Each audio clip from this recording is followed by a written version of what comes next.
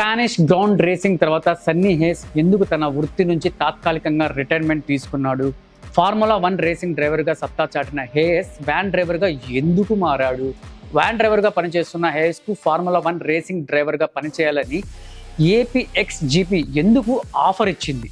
మళ్ళీ formula 1 racing track పైకి వచ్చిన హేస్ ఎలాంటి సవాలు ఎదుర్కొన్నారు? చివరికి ఫార్ములా 1 రేసింగ్ టైటిల్ను గెలిచాడా, ఓటమి పాలయ్యాడా అనే ప్రశ్నలకు సమాధానమే ఈ F1 సినిమా కథ.